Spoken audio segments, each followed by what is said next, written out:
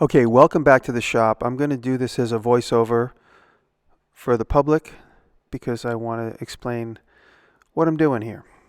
I want to learn how to make tiles, and I thought maybe I could incorporate some digital fabrication with my tile making. And what you see here is my desktop ShopBot CNC cutting into Corian. I spray painted it black so that you could see what was going on.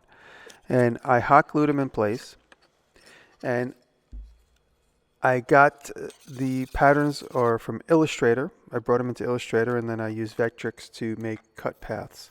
And now I'm just gluing the tiles straight down onto my spoil board. And this is a picture of end grain. This was an actual photograph that I found online. High contrast. I was able to turn it into a cutting path. And I tried a couple of different ideas. I wanted to do a textured tile. It's basically the goal of this. And to see how plaster would react with clay and how I can take that clay and then fire it and then glaze it. And I thought it'd be interesting to try and figure out a couple of textures. This I made actually around the time the show came out, so this video has been taking quite some time to finish. And here you see the so-called stained glass pattern that I made for the TV show. And then just playing around, I decided to do a checkerboard pattern as well. Just made that pattern in Illustrator. And the cut depth is about 20 thousandths, just to create a little bit of a texture. And I was afraid the Corian was too thin at 1/4 inch, so I added about another 40 thou to the bottom with styrene. And then once I was able to cut and taper, because I wanted them to pop out of the next step, which is a mold made in plaster. And I make my boxes out of this melamine, this black melamine, so once the plaster cures, I could pop the image out, and also obviously nothing will stick to the box. Now this is just regular plaster from the store, from the hardware store.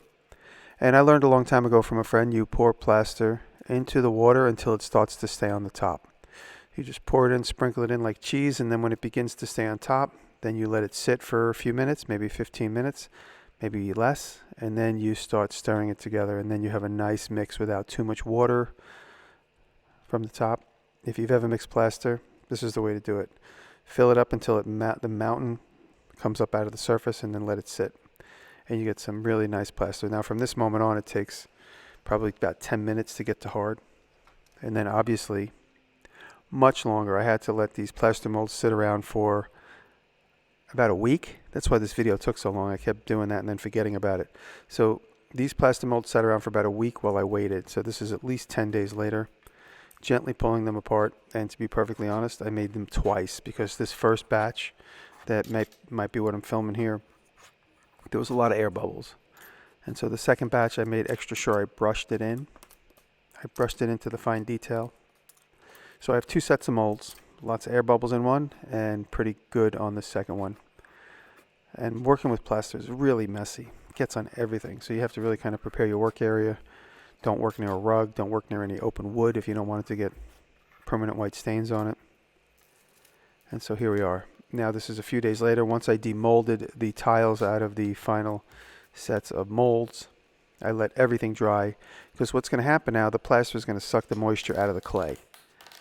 And getting the clay into the molds with no bubbles and no voids and no problem, I'm sitting here figuring that as I go. This might be the very first one I ever did. So I know that if you leave the plaster in the clay in the plaster, it takes some time for the moisture to pull out. And then this is me experimenting. You see, I stuck a wad of clay on the back and I was able to pull the tile out. But I soon realized I was deforming the tile. This for me is all learning. I've never done any of this before. Looked a little bit online about it, but there was a lot for me to learn. And going through this process for me is the best way to learn, but also look for opportunities to innovate for whatever I might want to do down the road. And so again, this is just one big firing clay experiment for me.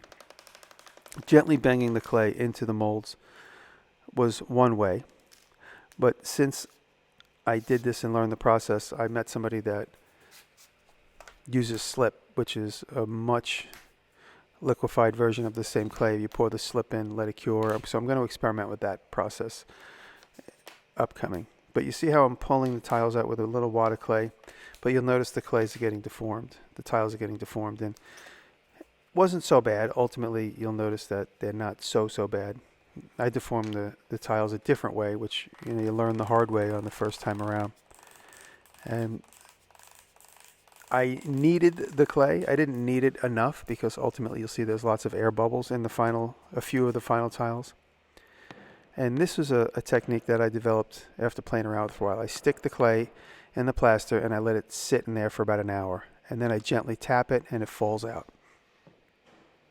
So this is a much better technique because I'm not deforming the tile. I'm not peeling them and twisting them and yanking them out of the mold. They just gently fall out of the mold. And you can see here. So I could just slowly shift things around. And they're not nearly dry, but they're much more dry than if I was to try and peel them out that first go around. Now I'm using terracotta clay here. Ultimately, I also use some white clay, which I don't show. I don't show me molding it, but you'll see it come out of the kiln. So you can see here. So as the beginning of the day, by the end of the day, I was learning. And that's partly why I don't do tremendous amount of research. I like to discover these tips and tricks on my own as I get to know the material or the process. And you can see here I'm getting ready to go into the kiln. And now here, this is a kiln from Evenheat ovens. And that's what you would call furniture, which is the layers between, so you could load up the kiln with a lot of stuff. And I made a pretty stupid mistake here. If you notice, I'm layering the kiln and leaving things hanging off of the shelf. And I find out later that they droop if they're not supported. I just assumed foolishly that simply because they're now dried. By the way, this is about 3 weeks later from the last take. So let them dry for about 3 weeks, and then when I put them in there, it takes about 30 hours to go through the cone 6 process until I can open the kiln. It finishes up, but when it finishes up, the kiln's still very hot, and it takes about a day of cooling down. And when I can finally open it again, I get to see. And it's actually quite interesting. It's a nice surprise. And you could see how it's drooping right there. You see how it's drooping. In that first video take, I had opened it already. That's why when I opened it, there was a tile laying on top. But that's one of the mistakes I made. And then you could also see some of the bubbles in there, which didn't come out in my kneading process. Obviously, I need to learn better technique there. And this is that brown terracotta. It's coming out in this sort of ruddy gray color. But you could see those bubbles. But an interesting take, when I heated everything back up and reran it again, cone 6, it got rid of a little bit of it. Not all of it, but a little bit of it. And a couple of pieces broke while I was drying them. And I figured, let me see. By the way, this is the white. And the white came out really nice. It didn't seem to have any air bubbles in it. So now, again, more tools in my arsenal. This clay is a little bit temperamental, and the white is a little bit easy to work with. But some stuff broke while I had it as the dried clay alone. I think that's called just the bisque. And so I experimented thinking that I could reattach it with the glaze. Not get rid of it, but just have an interesting imperfection. And I thought that I could use the glaze as a binding agent, and it did work. But these are some higher end glazes that we picked up. Amco, I think, is the brand, but it has some beautiful texture, some satin and some high gloss. You can see here there's one of the reds, and that's like a glossy black, almost like a deep coppery black, and another kind of shiny, crazy looking. You could see what they look like before they're baked, or before they're fired, I should say. And I did there's one of the broken ones I tried to glue back together with some glaze. And now here it is. The glaze dried for about 4 days. And now, being that much smarter, I laid them all down flat, nothing hung over any edges. And I ran a cone 6 schedule on the Evenheat oven. Like, again, takes about 35 hours, I guess, until I could open them up again. And now here I am opening up the kiln and looking at the results. And some really interesting stuff that didn't glue together with the glaze, but a couple others did. And some of my bubbles went away, and some of the flat, some of the bent over curves went flat when I fired them again and laying them there. But that's a silly mistake that I should try to avoid from the very beginning. Some of these look pretty good. It's funny because before they were glazed, I really didn't have too much of an attraction to the finished part.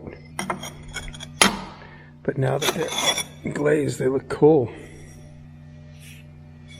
I really like this gingerbread, aside from the bad clay. It's one layer of white, 2 layers of white. And this is beautiful.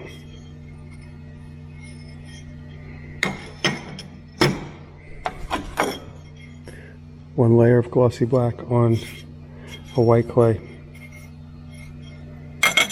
If you're still here, thank you very much, and you can get more videos like this on my Patreon, where I do a full voiceover for a lot of the videos I've created over the last 10 years. Thank you.